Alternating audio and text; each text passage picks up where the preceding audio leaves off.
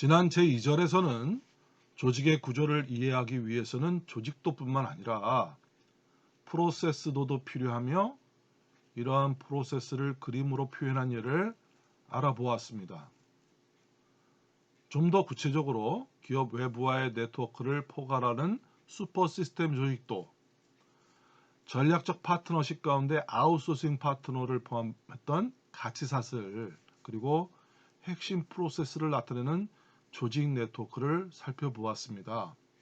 이제 제3절에서는 시스템 사고의 바탕을 둔 비즈니스 프로세스 아키텍처에 대하여 살펴보는 시간을 갖겠습니다.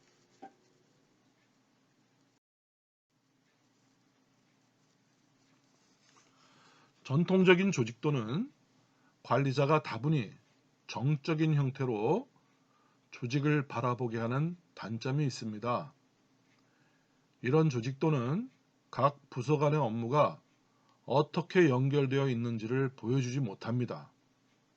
우리가 앞절에서 수직 사고를 극복하는 방법으로 시스템 사고 또는 프로세스 사고가 있다고 했는데, 품질관리 분야에서는 이를 다기능 또는 교차기능 사고, 즉 크로스 펑셔널 띵킹이라고 하고, 이를 구현한 조직을 다기능 조직 또는 교차기능 조직이라고 부릅니다. 시스템 사고의 필요성에 대해 피터 생게는 조직에서 발생하는 대부분의 장애나 실수가 한 개인의 문제라기보다는 조직의 구조화된 시스템에서 비롯된다고 주장하고 있습니다. 또한 폴 하머는 프로세스 사고가 시스템 사고의 하위 개념이라고 보고 있습니다.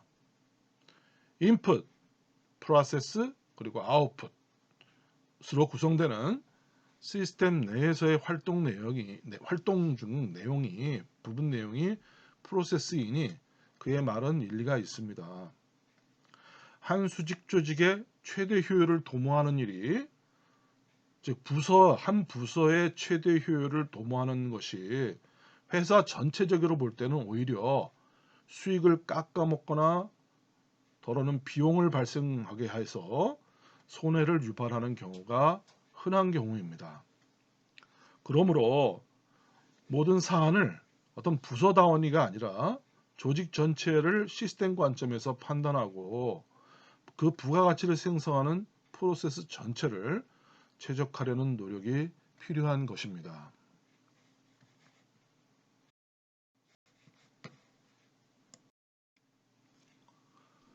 이 슬라이드에서는 프로세스 아키텍처에 대한 정의를 간단히 살펴보고 이런 아키텍처는 어떻게 진행되는지 한번 살펴보겠습니다.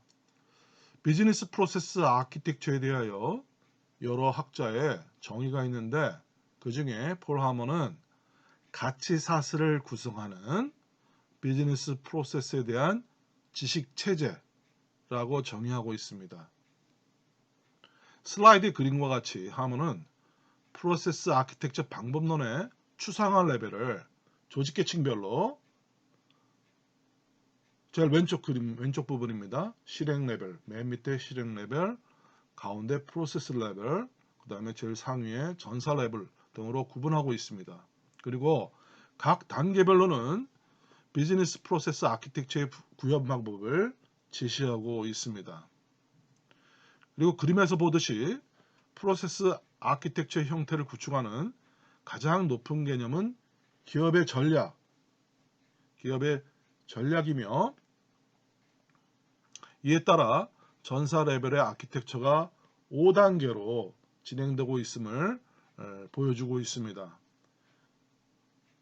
위에 기업의 전략 부분이 좌우로 길게 있고요. 그 밑에 5개의 과정이 네모로 상자 안에 표시되어 있습니다. 그래서 첫 번째 단계인 기업의 이해에 대해 살펴보겠습니다. 이 기업의 이해 단계는 기업의 업을 이해하는 것입니다. 이를 위해서 최고 경영자나 임원급과의 의사소통이 필요합니다. 그리고 여기서는 기업 내부뿐만 아니라 외부의 생태계의 환경과 기업의 핵심 프로세스는 물론 지원 프로세스를 선정하고 구체화해야 하는 것입니다. 두 번째가 프로세스 모델링 단계입니다. 이 단계는 기업의 부가가치를 창출하는 핵심적인 가치사슬을 모델링하는 단계입니다. 관리 수준에 맞는 적정한 추상화 레벨의 프로세스를 설계해야 합니다. 모든 예외적인 상황을 다 포괄하기보다는 전형적인 프로세스 흐름을 이해하기 쉽게 설계하는 것이 좋습니다. 다음 세 번째 단계가 지표 정의 단계입니다. 이 단계에서는 성과 지표와 이를 산출하는 계산식을 정의하는 단계입니다. 모든 프로세스별로 지표를 선정하면 너무 많은 지표가 나오기 때문에 최종 고객의 관점에서 의미 있는 지표 한 3개에서 5개 정도를 대체로 정합니다. 성과 지표로는 기업의 일정 시점에서의 상태를 보여주는 정적 지표, 그리고 트렌드를 보여주는 동적 지표가 있습니다. 두 시점 사이의 변화량은 동적인 지표로서 이를 통해 프로세스 통제를 위한 적절한 통찰력을 얻을 수 있습니다. 네 번째가 통제 구조화 단계입니다. 시장 트렌드와 고객 반응 같은 환경 변화에 시의 적절하게 대응하는 것이 통제입니다. 프로세스상에 여러 개의 통제점이 있도록 설계하는 것과 이를 책임질 담당자를 분명히 하는 것은 이 프로세스 거버넌스의 핵심입니다. 특히 법제화된 의무사항에 대한 통제력은 기업의 생존에도 매우 중요한 일이라 할 수 있습니다. 적절한 통제에는 오너의 선정, 분명한 오너의 권한 한계, 신속한 의사소통과 비상사태 전파 체계, 그리고 관리 지표의 명확화가 필요합니다. 이제 마지막 단계가 아키텍처 조정 단계입니다. 이를 세부적으로 진행하다 보면 두 개의 변수가 서로 다른 상관관계를 갖고 상충적으로 발생하는 경우가 있습니다. 선택의 폭을 넓히면 고객의 만족도가 올라가겠죠. 그렇지만 더불어서 제품 원가도 올라가는 것을 예로 들 수 있습니다.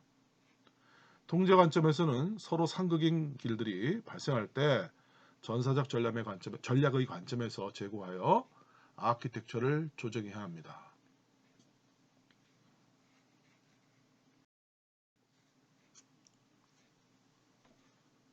가치사슬은 제품이나 서비스를 만들어 고객에게 제공하는 추상화 레벨이 높은 프로세스 설계의 상위 개념입니다. 이러한 가치사슬은 여러 회사에 걸쳐서 흘러가는 일이 흔하지만 여기서는 단일 회사의 경우로 가정하고 알아보겠습니다.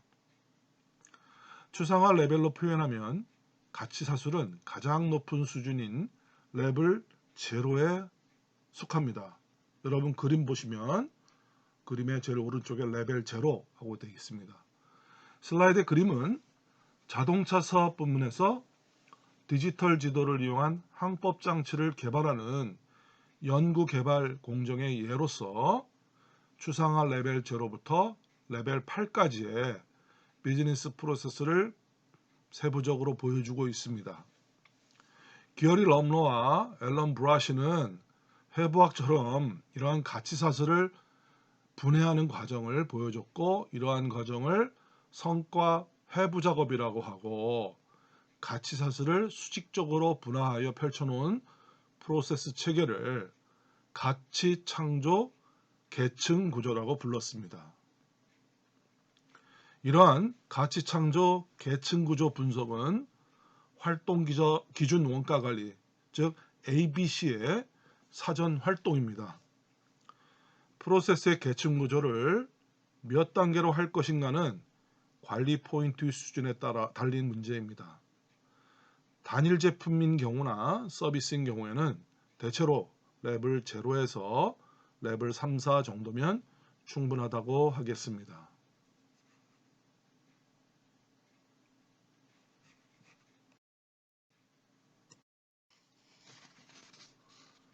제3절에서는 시스템 사고의 바탕을 둔 비즈니스 프로세스 아키텍처에 대해 살펴보았습니다.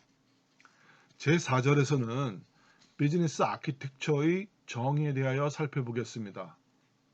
근데 여기서 정의라는 용어는 이미 제3절에서 살펴본 비즈니스 아키텍처에 대한 언어적 혹은 전문 용어적 정의가 아닌 조직의 비즈니스 아키텍처의 구조적 설계를 의미하는 것으로 이해하면 좋겠습니다.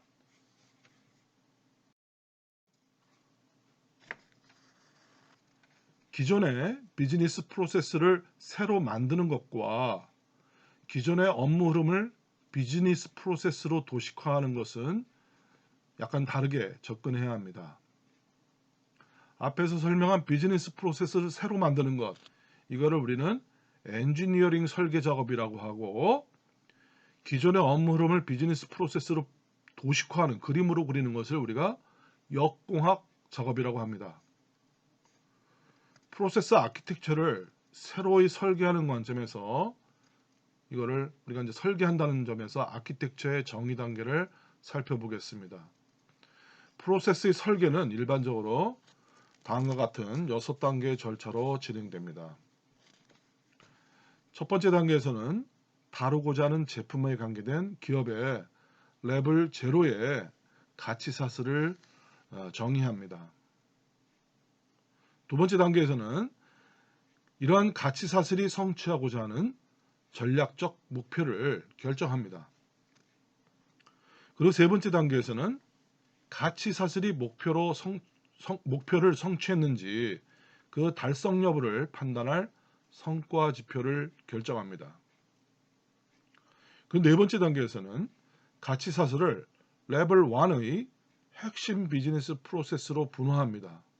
필요에 따라 레벨 1을 레벨 2 그리고 레벨 3 등으로 상세히 분화해 나갑니다. 그리고 다섯 번째 단계에서는 명세표 워크시트에 레벨 1 비즈니스 프로세스의 명칭, 또 소유자, 오너, 또 그 프로세스의 성과 지표, 또 요구되는 필요 자원 등을 이 워크시트에 명세표에 명기합니다. 그리고 마지막 단계에서는 분화한 레벨 2와 레벨 3의 비즈니스 프로세스 또는 서브 프로세스의 명칭, 오너, 성과 지표, 그리고 또 필요 자원 등을 명기합니다. 그리고 프로세스별 관리 번호, 문서의 버전 관리와 최신화에 유의해야 합니다. 즉 적어도 분기마다 문서를 업데이트해 나가는 과정을 거치게 되는 것입니다.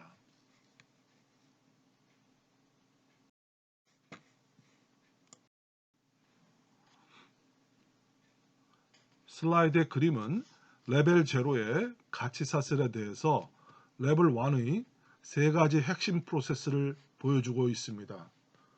즉 연구개발, 생산유통, 영업 마케팅 등의 세 가지 핵심 프로세스를 보여주고 있습니다. 또한 더불어서 각각의 핵심 프로세스별로 레벨 2의 세부 프로세스들을 또 보여주고 있습니다. 즉 연구개발에는 고객 요구 분석, 신제품 개발, 시제품 제작, 그리고 성능 검사를, 그리고 생산 유통에는 부품 조달, 주문 제조, 불량 반품, 배송, 그리고 또 영업 마케팅에서는 시장 조사, 판촉 영업, 계약, 유지 보수 등 각각의 핵심 프로세스별로 레벨 2에서 세부 프로세스가 4개씩 표시가 되어 있습니다. 이러한 그림들은 파워포인트나 구글의 마인드맵 등의 드로잉 도구를 이용해서 쉽게 작성할 수 있습니다. 프로세스 계층 구조도는 프로세스의 전체적인 부모와 자식 간의 모자 관계를 파악하게 해주고 관리 번호를 체계적으로 부여할 수 있다는 것이 장점입니다.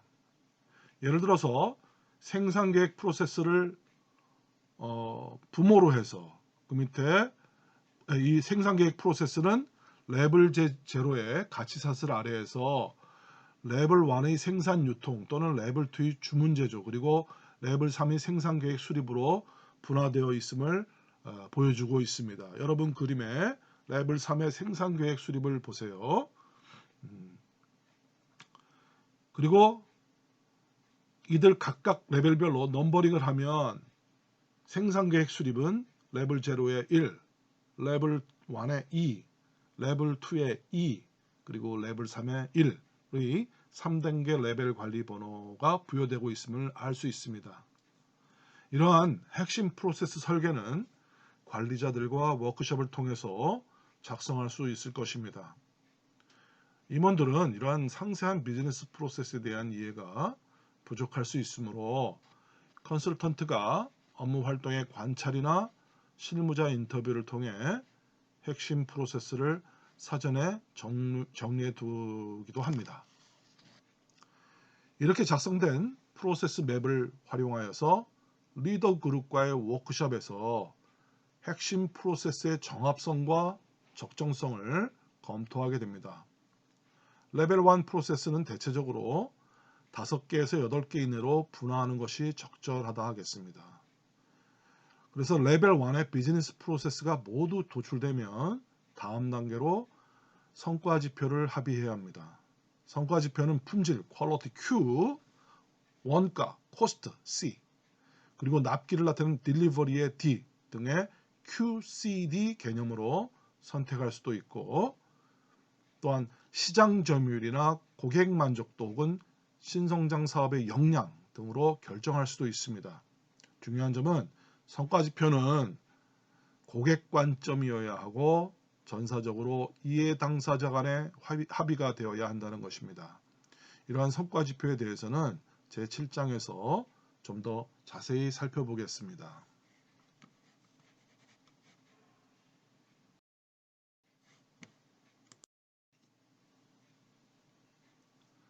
앞에서 살펴본 작업들이 적절하게 수행되었다면 그 산출물로 첫째 네트워크 조직도, 두 번째 비즈니스 프로세스 계층도, 그리고 세 번째 레벨 1, 2의 프로세스 맵, 그리고 네 번째로 맵과 연동된 프로세스 명세표를 만드는 것이 프로세스 아키텍처의 기본 작업입니다. 이 슬라이드의 표는 이러한 프로세스를 정의하는 명세서의 한 양식의 예를 보여주고 있습니다. 제일 위에 가치사슬명, 그리고 이 가치사슬을 담당하는 라인 오브 밸런스의 라인 오브 비즈니스의 비즈니스 라인의 오너를 기재하고, 그리고 이 해당 가치사슬이 지향하는 구현 목표를 그 옆에 서술하고, 또 그 밑에 보시면 레벨 1 프로세스를 나열합니다. 그리고 레벨 1 프로세스 각각의 프로세스명, 오너십, 성과지표, 가용자원들을 명기해야 합니다. 이 부분에 대해서는 여러분 교재에 125쪽을 살펴보면 거기에 이런 프로세스별 책임자, 지표, 자원 할당 등을 설명해 놓고 있습니다. 그 부분을 참고하기 바랍니다.